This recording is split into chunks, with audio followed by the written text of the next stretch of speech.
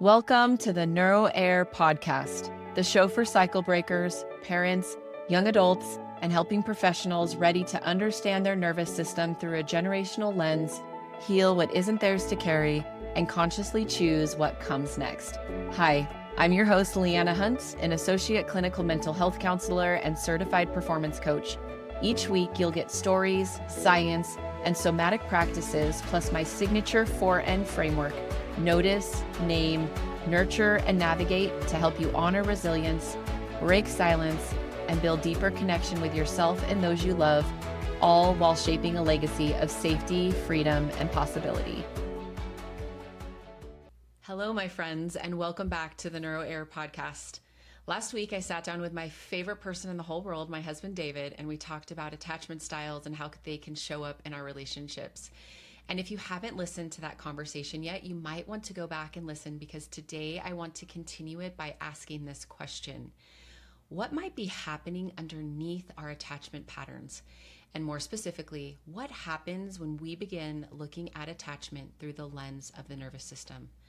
Because maybe you listened to our conversation and thought, oh, I'm anxious, or yep, that's my husband, he's the avoidant one. Or maybe you immediately started labeling everyone's attachment style in your family, which, by the way, is very easy to do once you start to learn this stuff. But I also want to be careful here, because I never want attachment language to become another box we put ourselves in or the people we love. Does that make sense? I don't want I'm anxiously attached, I'm avoidant, I'm disorganized to become another version of this is just who I am. Because attachment patterns are not character flaws, and they are not a destiny. They can give us language for understanding some of the strategies that we've developed around closeness, around separation, around conflict, around vulnerability, support, and around connection. And so today, I want to explore what some of the research tells us about what happens when those attachment systems become activated. Because sometimes the question isn't simply, why am I acting like this? A more compassionate question might be, what is my system trying to accomplish or let me know right now? And then, is this still the response that I want to choose? Before we get into the nervous system, let's back up for just a minute. If you've explored attachment styles before, you may have read the book Attached, which, by the way, is such a great read. David and I actually read it together, and I'll link it in the show notes for you guys. I recommend it often to my clients who are dating or moving into serious relationships. In fact, before our daughter, our oldest, got married, this was the book I recommended she and her boyfriend read when he asked for her hand in marriage. So it's never too late to learn about attachment styles if you have adult children, whether they're married or not. And for yourself, highly, highly recommend diving into the book Attached. Okay, so clearly I'm a fan, but attachment theory goes back way further than the book Attached, and definitely much further than all of the attachment style conversations we see on Instagram today. This work goes back decades. So there was British psychiatrist John Bowlby. We learned about him a lot in graduate school. He began developing attachment theory in the mid-20th century. He was interested in the importance of the relationship between children and their caregivers, and proposed that human beings have an attachment system that helps motivate us to seek proximity to important attachment figures, particularly during times of fear or distress. And then there's Mary Ainsworth, also a big name that we learned about in school, later expanded this work through observational research, including what became known as the strange situation. And you guys might not know it as the strange situation, but as I describe it, you might have heard about it. So basically, researchers observed how young children responded when a caregiver left and then returned. You can also find videos on YouTube if you want to watch it. And out of this work came recognizable patterns of attachment. And decades later, researchers began applying attachment theory to adult romantic relationships as well. So I think it's important to understand that attachment theory wasn't originally created as a quote-unquote personality quiz, even though in the book Attached, there are quizzes that are very helpful. But at its core, attachment theory has always been connected to something incredibly human. What happens when we need connection? And also, what happens when that connection feels uncertain? What have we learned to expect from the people we depend on? And what do we do when we feel distressed? And this is where this can become really interesting from a nervous system perspective. And before we go any further, I also want to make this important distinction. Attachment styles and nervous system survival states are not considered the same thing. And mostly on the podcast, we've talked about nervous system survival states. So I don't want us to oversimplify and say anxious attachment must equal fight or flight, and avoidant attachment equals freeze, or disorganized attachment equals this particular nervous system state. Human beings are much more complex than that. So today we're going to try to really look at the attachment style language, and I will connect it back to the nervous system. And both attachment theory and autonomic nervous system models are different frameworks. But research can show us, and it does, that attachment orientation is associated with how we regulate our emotions, how we respond during relational stress, how we seek or avoid support, and in some research, cannot talk. And in some research, we can see that it also shows up with differences in our physiological responses. So rather than trying to force these frameworks on top of one another, I think we can become curious about where they interact. Such as answering the question, what happens in my body when connection feels threatened? What does my nervous system predict is about to happen? And what strategy have I learned to use when it does? Most of us, whether we realize it or not, you guys, we all have strategies for what we do. Our system, again, is always preparing way ahead of time, assessing safety.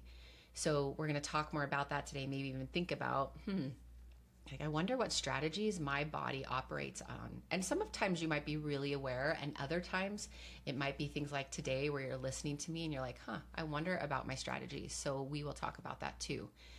But this is where I found some of the attachment research really fascinating and helpful. So researchers Mario, if I can say the last name, Miku Linser, and Philip Shaver have written extensively about attachment and emotional regulation. And again, all the studies, as I always share, will be in the show notes, and I added links. You guys can just click on the link, go right to the study, and read about it if you want to. So these researchers describe strategies associated with attachment insecurity using two terms I think are really helpful. The first is hyperactivation, and the second is deactivation. And when I first read those words in this research, I immediately thought about the conversation David and I just had last week on the podcast. Because if you listened last week, you heard David talk about leaning more towards anxious attachment, and that I tend to lean more avoidant. And suddenly, some of the patterns that we've experienced throughout our marriage, once we learned this and the language around it, started to make a whole lot of sense to us. For someone leaning more towards anxious attachment like David, uncertainty in the relationship may activate strategies. Okay, let me back up. Pause, 742.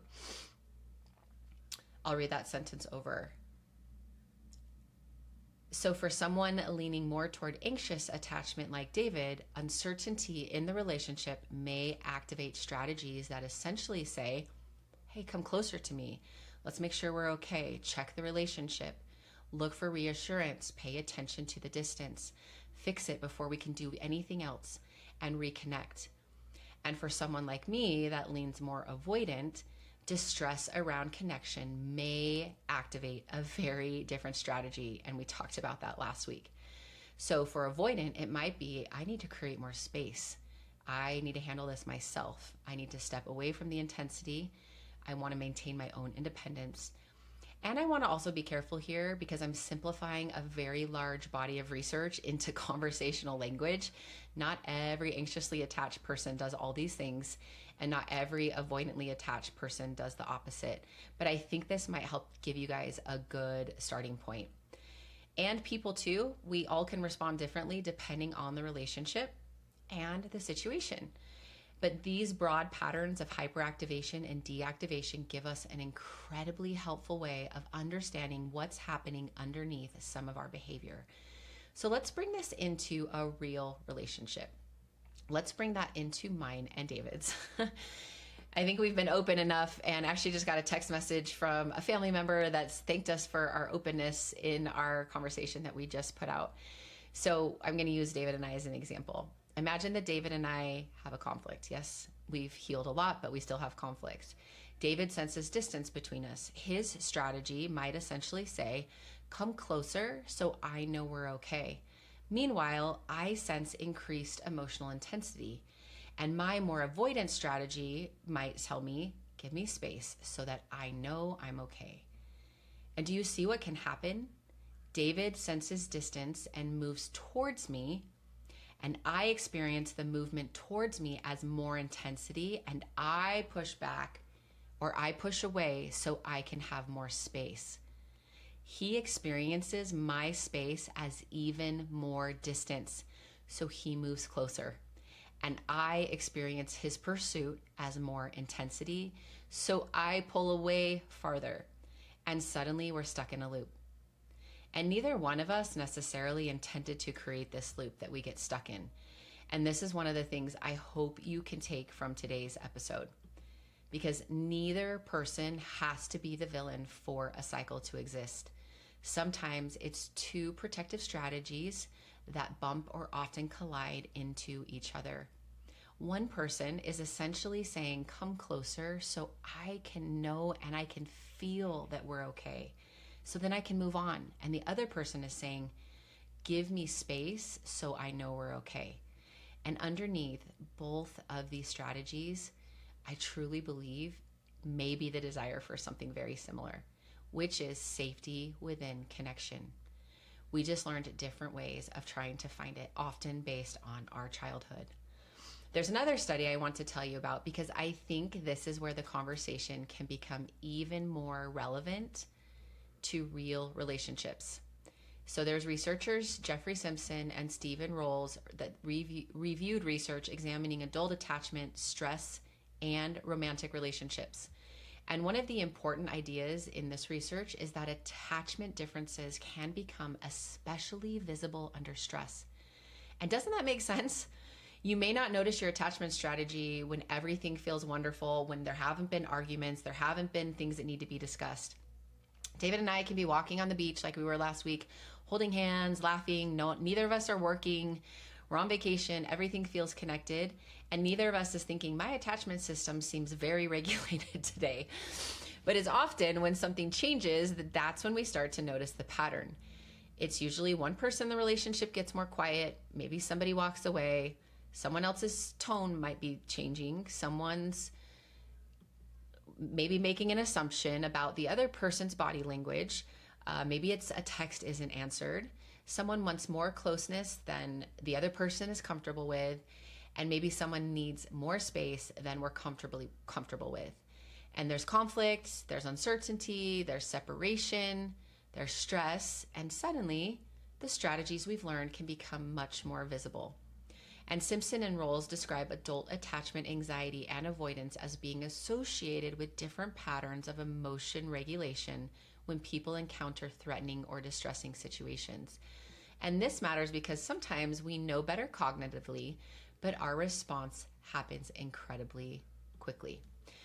And here's an example. You can have read the books. You can even know your attachment style. You can have gone to therapy. You can even understand more about how these attachment styles may have been modeled for you in your childhood.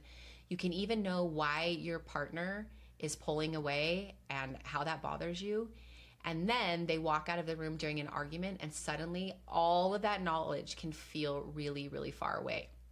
Or your partner wants to keep talking and everything inside you is screaming, like me, I need to get out of here. Where are the exits? And that's why I think this conversation belongs on a podcast about the nervous system, because understanding the story between you and your partner and your own stories really matters. But we also have to become curious about what happens inside us when that story gets activated. And there's another piece of research I want to share because I think this one helps connect all of this back to the nervous system. In 2015, there was a review by Gander and Bushheim that looked at attachment research alongside what was actually happening in the body during stress. Researchers weren't only asking people what they were thinking or feeling. Some of the studies were looking at things like heart rate, stress hormones, and other physiological responses. And no, this doesn't mean we can just check our heart rate and say, yep, you're definitely avoidant. That's not how it works. But it does remind us that our attachment responses aren't necessarily happening only in our thoughts. Or for me, as I would say, maybe in just one part of our brain. Our bodies can be part of the responses too. And I think that this helps explain something so many of us have experienced. It can be that I know I'm safe, so why does this feel so intense in my body right now? Like maybe intellectually, you know your husband needing space doesn't mean he's leaving you. Maybe intellectually, I know David wanting connection doesn't mean that I'm trapped. But our bodies can respond before we've had time to quote unquote think our way through what's happening. Something feels familiar, something in us says, oh, I've been here before, I know what's going to happen. And before we know it, that's when that familiar strategy shows up, such as move closer or get the reassurance or pull away completely. Maybe it's even shutting down, or it's just this sense of I've got to handle this myself before I can attempt repair. And this is also important. Just because my body is having a response doesn't necessarily mean it is making a prediction about this moment that is accurate. It may simply mean my system recognized something familiar and reached for a strategy it has used before. Remember, you guys, our brain is always going to take the path of least resistance. It is going to do the thing that is most practice. It is going to do the thing that we have used the most. And especially when we don't feel safe in our body, remember that logical part of the brain goes offline. We that emotional part of the brain starts running the show, and it becomes really hard for us to be able to think our way out of anything at that point. So I want you guys to think about that. And instead, when this happens, especially when there's activation and in you and your partner, you're noticing you guys have different attachment styles, instead of asking like, what's wrong with me or what's wrong with my partner or why am I doing this again, maybe we can become more curious. And the question I really like to sit with and have my clients sit with is something along the lines of, what did my system just recognize? And what is it trying to protect? Okay, so what do we do with all of this? Because I don't want you leaving this episode saying, great, I'm pretty sure I'm anxiously attached, guess I'm doomed, or I'm avoidant, sorry everybody. This is where I like to use my 4N framework to give us a real practical way to work with our attachment patterns. Not to get rid of them, but to begin creating a little more space between the automatic strategy, again, the strategy that is used the most and the most familiar, and what we want to choose next. So if we look at the first N, notice, before we diagnose the other person, we got to notice ourselves. What happens inside of me when connection feels uncertain? I want you to think about that for a moment. What happens inside your body when connection with your partner feels unpredictable? Maybe someone pulls away or moves closer that feels comfortable. Maybe there's conflict and someone is disappointed in you, or you simply don't know if the two of you are okay. And don't only notice your thoughts, it's really important that we notice our body. Maybe your chest tightens. Maybe you notice that your stomach just feels really heavy, or you clench your jaw. Maybe you suddenly feel restless and anxious. And then notice what you feel pulled to do. Especially this is helpful in the moment, or reflection after if you can't do it in the moment. Like maybe do you want to, as you notice, is it you want to text again? Do you want to explain more? Do you want to try and fix it? Maybe you're trying to get more reassurance from your partner, or maybe you just want to shut down completely or change the subject or leave the room or pick up your phone. These are the moments that we want to become more curious about. Can I notice the urge before automatically following it? For me, this might sound something along the lines of, interesting, I'm feeling the urge to create distance right now. And then as I notice that, I can sit with that. And if I couldn't do it in the moment, I can reflect back on the argument or the disagreement, and I can ask myself, when was it that I noticed the urge to create distance? And then when I'm ready, we can talk about it as a husband and wife. And so for my husband, David, it might be, I'm noticing that I really want reassurance that we're okay. That's it. We're just noticing. We're not trying to change it. We're not judging ourselves. We're just noticing what is happening inside us as we either think about it, as we notice it in the moment, or reflect on it after it happens. Okay, second is name. Then we name. This is where attachment language can actually become really useful.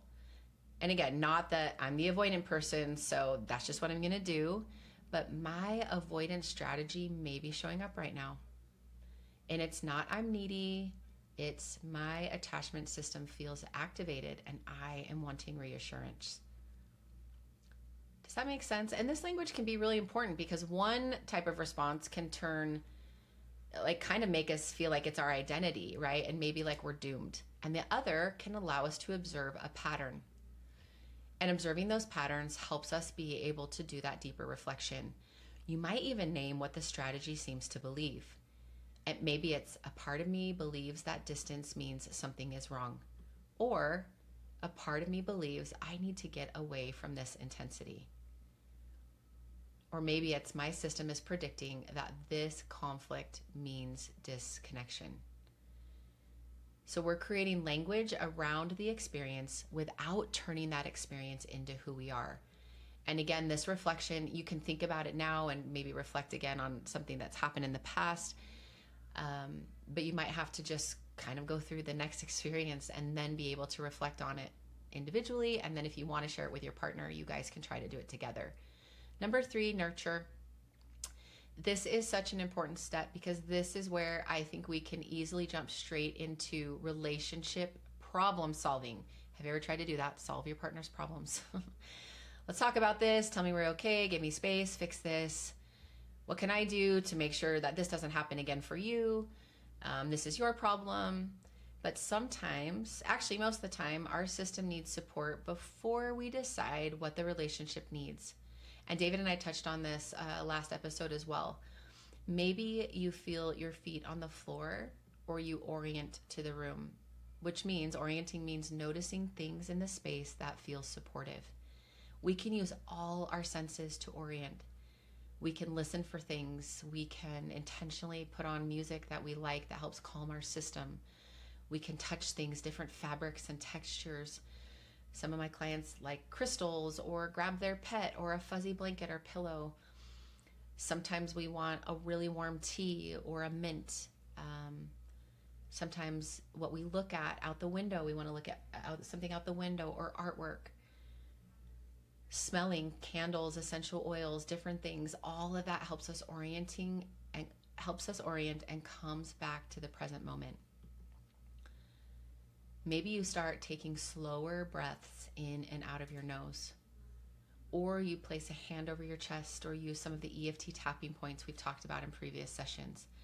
Maybe it's just simply noticing the chair underneath you that supports your back. Or maybe you're able to sit and remind yourself, I am activated right now. I don't have to solve everything in this exact second, but I can be here with myself.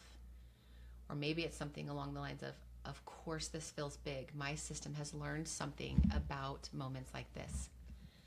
That doesn't mean your needs aren't real. It doesn't mean the other person's behavior is okay either. It simply gives you a little more capacity to determine what is actually happening right now instead of allowing the old strategy to make every decision. Because remember, the oldest, most familiar patterns are the things we do the most automatic.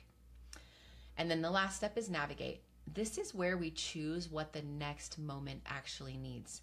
Maybe for David, he notices, I'm really wanting reassurance right now. Can I tolerate a little uncertainty without automatically assuming we're disconnected? And maybe I can notice, I'm really wanting to pull away. Can I stay present for another 30 seconds without feeling like that is abandoning myself? And sometimes navigate means communicating the need differently. So instead of me disappearing emotionally, maybe I can say, hey babe, I need a little space, but I'm not leaving this relationship. Can we come back to this in 20 minutes?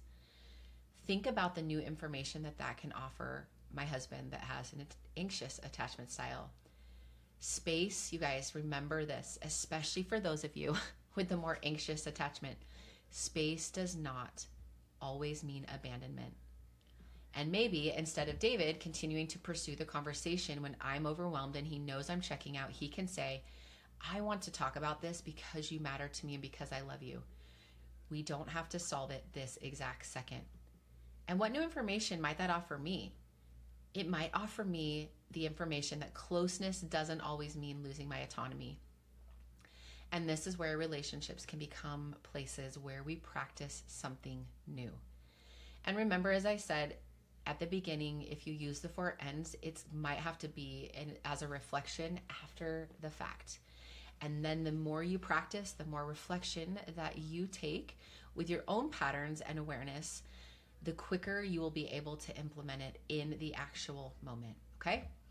And I want to say something I also feel is really important. I believe the goal of nervous system work is never becoming so perfectly self-regulated that we never need another human being.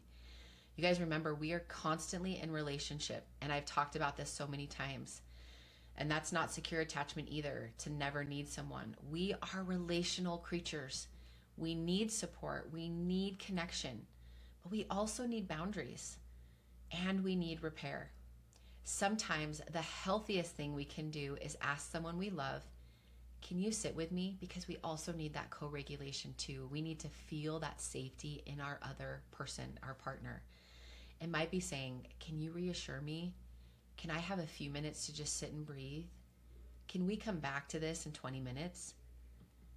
Could you just listen, please, without trying to fix it or me? And in this, questions like this, remember, the goal isn't to eliminate our needs. The goal is actually to increase our capacity to recognize what is happening and respond with more choice. And please, you guys, do not use this episode to go and diagnose your spouse, because attachment language can become another sophisticated way of blaming each other. You know, like we kind of said, or you're just the avoidant one, or you're anxiously attached, or you're dysregulated, or that's your trauma that's coming up right now. And these statements will not create safety. Instead, attachment language can give us another way to become curious, such as what might their system be protecting right now? And equally important, what might mine be protecting? And also, understanding someone's protective strategy doesn't mean accepting harmful behavior either. Okay, you guys, if there is harmful behavior, that is a different conversation. But I do believe truly that for most of us, compassion and boundaries can exist together, and that repair is possible. I believe that understanding and accountability can also exist together. Remember the and. But understanding the pattern can sometimes help us stop fighting the person long enough to recognize the cycle. Because most of the time, the cycle is the problem, not the person. Let me say that again. I believe truly most of the time, the cycle is the problem and not the person. And maybe you're wondering too, can our attachment styles actually change? And this is one of the most hopeful things I think I found in my own work and also in some of the research. There is evidence that attachment can have stability over time. One long-term study followed a group of participants from infancy all the way into early adulthood. And the researchers first observed them at 12 months old using the Ainsworth strange situation, and then reconnected with 50 of them 20 years later. And they found something really interesting. About 72% received the same broad secure versus insecure attachment classification in early adulthood that they had received as infants. So there was definitely stability, but there was also change. And the researchers ended their abstract with a phrase that I absolutely love. They said, attachment security can remain stable across significant portions of our lives and yet remain open to revision in light of experience. You guys, I love that so much. One more time, open to revision in light of experience. Because I believe this holds two things at once. Our attachment patterns can become deeply established, and they aren't necessarily our destiny for the rest of our life. This study can show us that there can be both stability and change in attachment across the lifespan. And I think that that's really important, because isn't that so much of what we talk about here? Our experiences matter. Maybe somewhere along the way you learned people leave. Maybe you learned my needs are too much, or that closeness isn't safe, or that conflict means disconnection. Or maybe you were the one that learned I have to chase love, or I have to earn love. Or for you, it was I have to take care of myself because no one else will. Or something along the lines of I have to monitor everyone around me to know whether I'm okay. And those strategies may have made some sense somewhere along the way, but they don't necessarily have to determine how you connect the rest of your life with those that you love the most. And this is where I want to bring in secure attachment into the conversation just a little bit more before we wrap up. Because secure attachment doesn't mean I never get triggered, I never need reassurance, and I never need support or space. My husband and I never have conflict. You guys, that's not real life. Secure attachment gives us more flexibility around connection, though. It's this sense of I can move towards you and still be myself. I can need you without believing I can't be okay without you. I can need space without completely disconnecting from you. Or I can tolerate some uncertainty without immediately assuming our relationship is in danger. And maybe one of the biggest ones is we can have a rupture and find our way back together. So for someone like David, moving towards greater security doesn't necessarily mean he never wants reassurance again. Maybe it means he can notice that desire for reassurance without automatically interpreting my need for space as rejection from him. And for someone like me, it doesn't mean I suddenly never need space, but maybe greater security means I can take the space I need while staying connected. Maybe I can say, I need a little more time, but I'm coming back in 10 minutes. You guys, that's different. We are not trying to erase the parts of ourselves that want closeness or autonomy, but we are working to increase our capacity for both. And over time, maybe our relationships begin giving us different experiences. Maybe our relationships can start to be like space and connection. There's room for both needs and boundaries. Maybe you can start to feel more independence and support, and that there can be conflict and then repair, and maybe closeness without losing ourselves. And those experiences can begin to give us something different to notice. Maybe space doesn't always mean abandonment. Maybe closeness doesn't always mean losing myself. Maybe someone's disappointment doesn't automatically mean that I've lost their love. And maybe I can still need someone and I can still be okay. That's the hope I want you to hear in this. Your attachment patterns can help you understand what you've learned about relationships and connection. But you guys, they don't have to become another label that tells you who you are, or that means this is who you are always going to be. Okay? So learning that David tends towards anxious attachment strategies and I tend towards avoidance strategies this hasn't given us another set of labels we throw at each other. But you guys, it has given us language. And maybe even more importantly, it's given us a lot of curiosity. So instead of only seeing now, like, why does he keep coming toward me? Or why doesn't he want me to have a break? I can become curious. What might be underneath his reaching for me? And instead of David only seeing, why is she pulling away? There can be curiosity about what my system is trying to accomplish by creating space. Because when we only see the behavior, it's really easy to take it personally. And I get that because we did that for so much of our relationship. But when we can start to understand the protection underneath it, compassion, you guys, can become a little bit more easy to access. And again, one more time, compassion doesn't mean abandoning ourselves. It means we understand more of the story. So maybe today I want to leave you guys with a few questions, okay? And I can put them in the show notes as well. When connection feels uncertain, what do I tend to do? I want you guys to really think about that one for a moment. When connection feels uncertain, what do I tend to do? Do I move closer when the connection feels uncertain? Do I pull away? Do I try to fix it all? Do I shut down? Do I seek reassurance? Or do I abandon my own needs to maintain connection? And then, what might that strategy be trying to protect? What does it believe would happen if I didn't do that? That's a really big one, because our protective strategies, again, are trying to keep us safe the best way they know how. So as we really sit with this and try to check in, we can see that maybe some of our own internal fears are. And finally, what would one small new experience look like?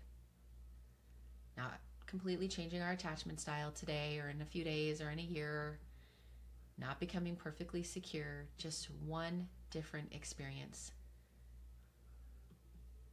Maybe it's I can need space and communicate that I am coming back. Or for you, it's I can want reassurance and pause long enough to notice what's happening inside me first. Or maybe it's I can stay present in conflict a little longer. Or I can ask directly for what I need. And a really big one, maybe I can experience a rupture and then experience repair in a healthy way that brings me closer to my partner. And you guys, final remembrance, secure attachment isn't about never becoming activated. Maybe part of greater security is learning I can experience activation and still remain connected to myself. I can have needs and still be loved. I can give someone space without automatically assuming I'm being abandoned. Or I can ask for space without completely disappearing. Or I can experience conflict without believing connection is over. And I can repair, and I can come back. And one more thing, maybe you learned that love required chasing, or that needing people wasn't safe, or that being independent was the most important thing for survival. But whatever you learned, you don't have to hate that part of yourself either. It may have been trying to help you stay connected in the best way it knew how. And if you're listening to this and thinking, but I've already worked on this, I've already done all these things, I understand more of my triggers, so why am I still doing this? If you are asking yourself these questions, why do I still panic when someone I love seems distant? Or why do I still people please when I'm afraid someone might be disappointed in me? Or why do I try to control everything when connection feels uncertain? I want you, as you think about that, I want you to know that all of these things have at some point been forms of protection.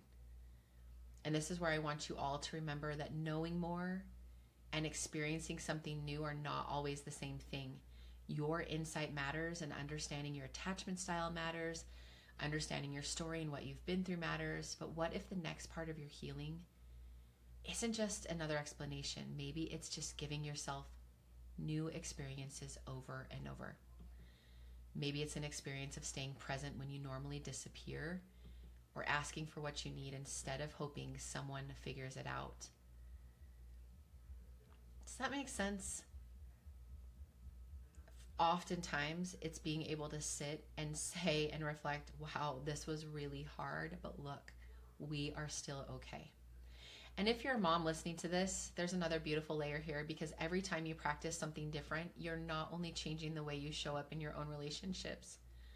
You guys, your children are learning what relationships can look like too.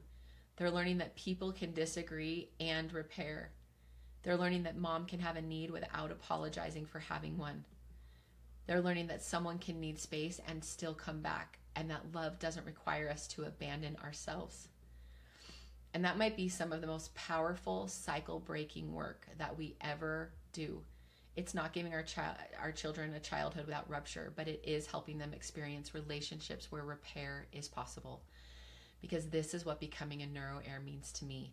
We don't get to choose everything our nervous system has learned and inherited, but we get to participate in what happens next.